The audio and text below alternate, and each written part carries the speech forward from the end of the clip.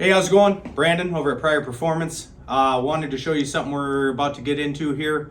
We've been monkeying with some Lowrider STs pretty heavily for the last month or so with our new Baja LP6 kit, as well as some other things. So we decided we were gonna do a full build aside of one of the other Lowrider STs on this 2022 El Diablo. So this is number 120 of 1500. It's a pretty rad bike. I hadn't really paid a ton of attention to it up until this one came our way. So we got a slew of stuff coming for it, as well as some new parts. So stay tuned.